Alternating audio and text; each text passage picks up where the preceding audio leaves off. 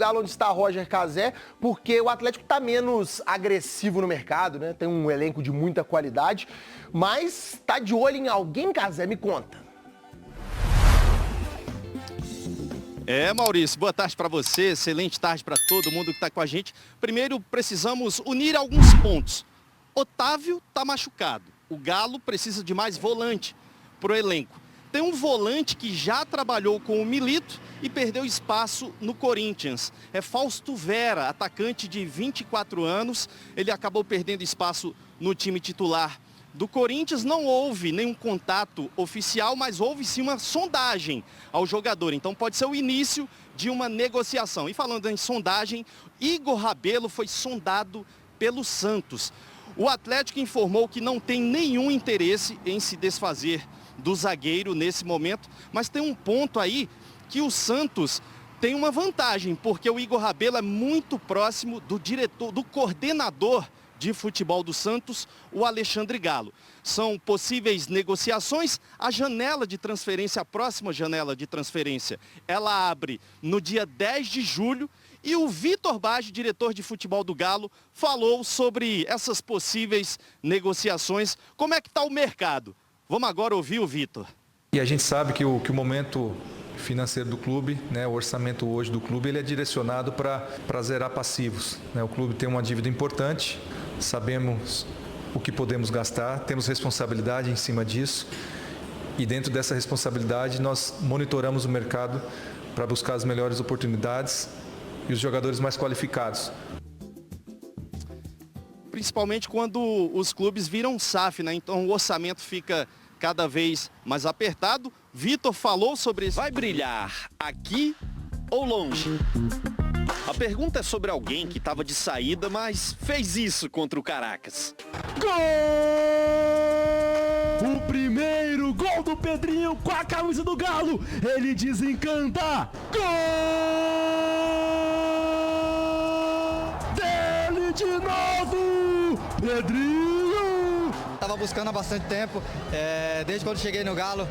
No começo foi muito complicado pelo fato de ter 2 lesões graves. E isso acabou me prejudicando bastante a poder ter um rendimento melhor. Também não tive uma sequência de jogos. Demorou 51 jogos para Pedrinho balançar as redes. Os 2 primeiros gols no Galo. Naquele que aparentemente é o último mês dele no clube que defende desde 2022. Veio emprestado pelo Shakhtar, que recentemente fez uma publicação informando que o brasileiro assinou um novo contrato com o clube até junho de 2029. A postagem crava que o meio-campo é esperado para se juntar ao time agora em julho. Mas o principal envolvido... Isso não passa mais por mim, passa pelas 2 diretorias. Como eu falei, vou tentar dar o meu melhor, dar o meu máximo até o último momento que eu estiver aqui no Atlético. E as oportunidades que eu tiver, eu vou tentar abraçar, dar o meu melhor, fazer gol, dar assistência. E a saída que parecia tão clara e tão definitiva, a cada dia que passa vai se tornando menos certa. Principalmente porque o Galo vai ter que lidar com desfalques na Copa América e no departamento médico. O Atlético não dá absolutamente nenhum indício que ele vai ficar. Mas tem gente achando que seria uma boa. Talento tem. Talvez a forma de utilizar do Milito possa facilitar. Às vezes o olhar de um treinador para um jogador, a forma de utilizar significa uma guinada, que pode ser até uma guinada de carreira. Quem sabe o Pedrinho possa viver isso nesse ano. Teníamos Pedrinho que eu sabia que podia fazer um grande. Tivemos Pedrinho que sabíamos que poderia fazer um bom trabalho. Por qual motivo? Eu os vejo a cada dia e eles são bons. Me contrataram para tomar decisão. Me contrataram para tomar decisões. Tá, mas e a decisão que mais importa nessa conversa? Um clube como o Atlético Mineiro, as oportunidades que eles me deram, eu sou um cara muito grato, muito feliz e eu sempre sonhei muito poder estar jogando aqui com essa torcida, nesse estádio e fico muito feliz e se Deus quiser, se eu puder ficar ou não, eu sempre vou, como eu falei, dar o meu melhor. Álvaro Damião tá na área, primeiras notícias do Galo nesta quinta-feira. Um abraço, bom dia, Álvaro. Bom dia, Cirilo, um abraço para você, um abraço para os ouvintes do Rádio Esportes, para aqueles que nos acompanham também no YouTube, muito obrigado pela audiência. Pois é, o Atlético continua o trabalho dele visando o jogo de terça-feira contra o Bragantino em Bragança Paulista. É o retorno do Atlético aos campos, Campeonato Brasileiro, terça-feira da semana que vem, às 21h30, lá em Bragança Paulista. Paulista. O próximo compromisso do Atlético dentro de casa será na outra semana, dia 17 de junho, contra o Palmeiras, também às 21h30. Jogo numa segunda-feira contra o Palmeiras na Arena MRV. O técnico do Atlético, Gabriel Milito, tá quebrando a cabeça para poder montar a equipe para o jogo de terça-feira. Mais da metade do time titular ele não terá contra o time do Bragantino. Daqui a pouco a gente entra nesse assunto, mas vamos repercutir aqui no Rádio Esportes da Itatiaia a palavra do diretor de futebol, Vitor Bage, ex-goleiro do clube. Vitor, diretor de futebol, deu uma entrevista à TV Galo e a gente reproduz parte dessa entrevista aqui no Rádio Esportes. Ele começa falando o que é mais difícil: ser jogador, ser atleta ou ser diretor de futebol? Com certeza ser diretor é mais difícil. Explico por quê. Quando você é atleta, quando você está dentro de campo, né, independente da pressão, que ela é grande também, você tem basicamente 3 ou 4 preocupações, que é treinar, que é se alimentar bem, descansar e performar. Então, né, seu dia a dia, sua rotina, ela gira em torno desses 4 pontos, né? E você, como diretor, né, de uma função administrativa importante como diretor executivo de futebol, é como se você estivesse no centro do sistema solar e você fosse o sol. Tudo orbita em volta de você. Você tem que lidar com imprensa, tem que lidar com atleta, agente, comissão, departamento financeiro, outros departamentos do clube. Então, você tem uma demanda muito maior, né? Então, você tem que estar muito bem alinhado também com o seu staff, com as pessoas que trabalham com você. Então, é importante que você tenha também uma boa equipe, não só dentro de campo, mas boa equipe de trabalho também para te dar esse suporte. Realmente, né, diante desse cargo, nesse novo desafio de diretor, a demanda ela é muito maior, né? Mas como eu falei, estou muito bem amparado das pessoas que me cercam, né? E tenho, né, conseguido dar conta do recado. É quase defender um pênalti aos 48 todo dia? Basicamente é isso, né? Não que você faça milagres, mas você tem uma série de atribuições e obrigações a serem seguidas todos os dias. Este o ex-goleiro Vitor, agora diretor de futebol, ele falou do professor que teve recentemente no Atlético, Rodrigo Caetano, diretor de futebol assim como ele, se ele aprendeu muita coisa com Rodrigo Caetano. Sem dúvida, tanto é que muito da forma que eu venho atuando tem relação com aquilo que eu observava dentro do trabalho dele. Claro que cada um tem sua característica, tem sua personalidade. Eu sou um pouco mais reservado, um pouco mais quieto, um pouco mais observador. O Caetano é um pouco mais como que eu posso dizer, mais enérgico. Ele é agitado, né?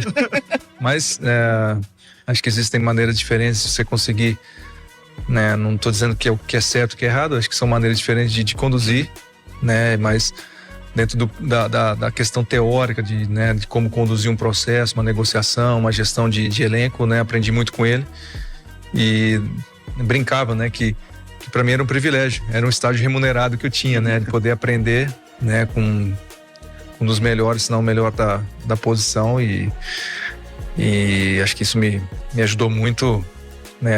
A me sentir apto para aquele momento que ele saísse do clube, que ele saiu do clube, né? Eu estivesse bem encaminhado para dar continuidade ao trabalho dele, que é o que eu tento fazer, dar continuidade, né? Manter todos os processos que foram construídos nesse tempo que ele ficou, né? E implementar algumas coisas que eu também acredito ser o melhor para o clube. O Vitor também respondeu sobre a ligação dele com o Atlético. É uma pessoa que chegou ao Atlético e nunca, a gente percebeu durante toda a passagem dele como jogador e agora como diretor, passou pela cabeça sair do Galo.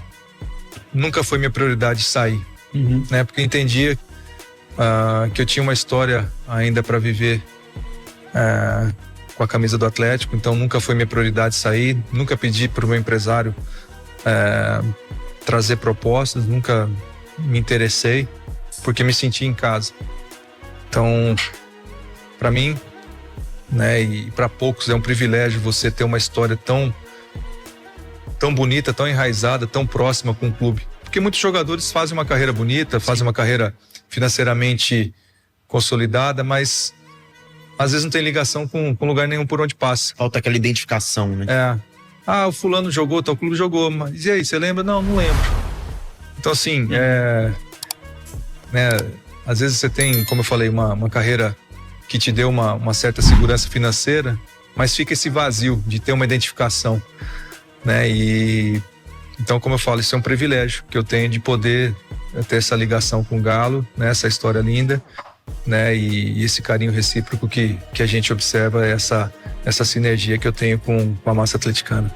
Esse é o diretor de futebol do Atlético, Vitor Bage, conosco aqui no Rádio Esportes da Itatiaia. Vocês querem repercutir a fala do Vitor, Cirilo? Boa, Álvaro. Léo Figueiredo, um abraço. Bom dia, Léo. Bom dia, Cirilo. Bom dia, companheiros. Bom dia para todo mundo. O Álvaro trouxe parte dessa entrevista do Vitor, né? Concedida aí à turma da Galo TV. E lá no site da Itatiaia, itatiaesporte.com.br, alguns outros detalhes também relacionados aí a esse trabalho do Vitor nesse momento. E o Vitor tá nos primeiros momentos dele como diretor principal, né? Como o cara que comanda o departamento de futebol do Atlético, nesse momento ainda de transição, nessa fase dele aí de carreira. Era atleta até pouco tempo e agora tá nesse cargo de diretoria. Você acha que no meio do ano aí o Vitor vai ter trabalho ou não, Léo? Eu acho que ele tá no principal desafio dele desde quando ele assumiu. Esse mês, né, e o início do próximo mês, onde a janela está aberta, é o primeiro grande desafio do Vitor. Por quê? Quando o Vitor assume pós Rodrigo Caetano, o planejamento do ano já estava pronto, o elenco estava montado quando o Caetano vai para a seleção brasileira. Então o trabalho que o Vitor tem feito é um trabalho de dia a dia do diretor, que também é muito importante. E que nisso o Vitor tem inclusive um perfil muito bom. O Vitor é um cara muito sereno, os jogadores conhecem, o respeitam, ele sabe transitar nas duas linhas ali, né? Na linha de cima, que é com a direção e com os atletas. Então esse trabalho do dia a dia, pelo que eu tenho de informações, tem sido muito tranquilo, e o Vitor tem conseguido atingir o objetivo. Agora entra um segundo plano, que é o plano de negociações, que é o plano de reforços, né? E que não é um trabalho só do Vitor, porque o sistema de análise de desempenho, o SIGA, lá no Atlético, é quem vai pautar o Vitor aonde ele vai, aonde ele deve ir, com quem ele deve conversar. Porque esse departamento entrega para o Vitor nomes de jogadores que passam pelo Milito e o Vitor vai descobrir quanto custa, se há possibilidade, a viabilidade, e aí entra na situação mais desafiadora para o Vitor agora, que é o poderoso negociar. Negociar não é uma coisa simples, não é para todo mundo. É preciso ter dom, é preciso ter talento, é preciso aprender, estudar, a ter uma boa oratória, a se comunicar bem, a saber entender o seu receptor, e você é diferente. Cada clube que ele vai conversar sobre um jogador é diferente. Muitos, inclusive, a língua é diferente, o processo é diferente. Então, acho que o Vitor tem agora um grande desafio, que é buscar negociações vantajosas para o Atlético, porque não só o clube não quer gastar dinheiro, mas o clube precisa se reforçar. Então o Vitor tem que achar a oportunidade e saber negociar para reforçar o Galo no meio do ano. Ale Oliveira, um abraço. Bom dia, Ale. Muito bom dia, viu, Cirilo? Um abraço a você, aos companheiros e a todo mundo que nos consagra na rádio mais ouvida do Brasil. Sobre essa história de contratações, o Vitor disse o seguinte, penso que as contratações têm que ser no âmbito qualitativo. Não adianta encher o elenco de atletas, tendo 12 ou 13 com capacidade de serem titulares. Tem que ter um elenco qualificado, no qual todos tenham capacidade de ser titular. Pelo menos 20 jogadores no mesmo nível técnico, que possam entrar e fazer algo diferente. Foi o que disse o Vitor quando perguntado aí sobre contratações nesse meio de temporada. É o seu pensamento? Não. Ou tem que encher o elenco de jogadores? Não é nem o meu nem o dele, né? Porque você não vai ter no elenco 2 Hulk, 2 Paulinho, sabe? Você não vai dar essas coisas aí, você não aparece todo dia, não. E ele tem... Não tá sobrando no mercado, não vai ter 20 igual, você não vai ter, né, meu amigo? Mas, e ele tem aí, como disse o Léo, ele tem alguns problemas, né? Primeiro, que a saúde financeira do Atlético. O Atlético não tá muito vigoroso financeiramente. Ele disse isso na entrevista também. E aí também, inclusive, abrindo mão de alguns jogadores para aliviar a folha, né? Então, alguns caras aí mais importantes, outros menos, né? O Gemerson, por exemplo, era titular, né? Que foram embora e aí você não tem uma reposição. Segundo, que entre as funções que ele exerce agora, essa de contratação, que é mais complicada, ele ainda não tem um link ali, ele não tem uma relação com a maioria dos empresários. Como tinha, por exemplo, o Rodrigo Caetano, como tem, por exemplo, o Alexandre Matos, praticamente com todos, né?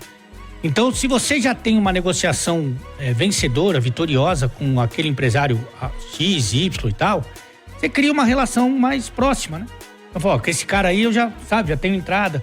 Eventualmente, e acontece, e aqui não é nenhuma crítica, é só uma constatação, de você dar uma salvada naquele empresário X, um jogador que não tá tão em alta, que precisa de um clube grande, e aí o cara vai lá e contrata ele porque depois tem uma contrapartida, sabe? Isso acontece. Essas relações o Vitor ainda não tem. Então ele tem 2 buchas na mão. Uma é que não tá com aquele dinheirão sobrando.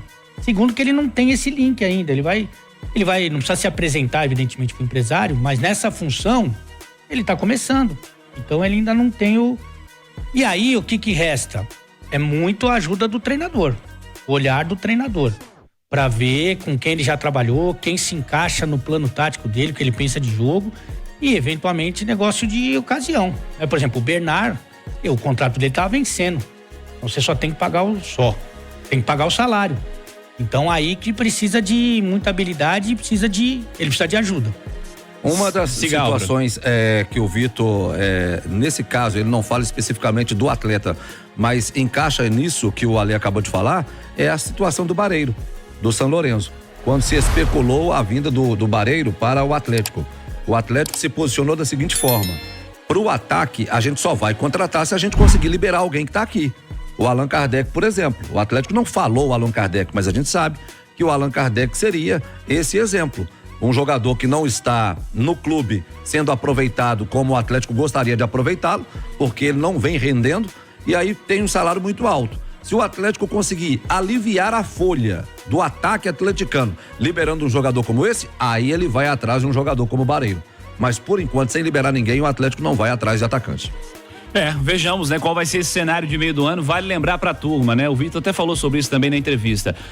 Não vai contratar jogador para substituir quem tá em Copa América. Copa América acaba e a janela abre. Então não adianta contratar agora porque o Franco tá fora, porque o Vargas tá fora, porque o Arana tá fora. Isso não vai ser solucionado agora, porque não adianta. Até acabar a Copa América é quem já está no elenco que vai ter que dar conta do recado. Siga, Álvaro.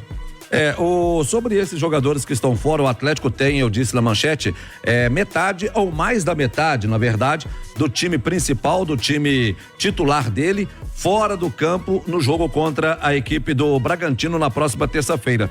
Os desfalques são esses que você acabou de dizer: o Guilherme Arana com a seleção brasileira, o Eduardo Vargas não era titular, mas seria o titular no caso da ausência do Hulk.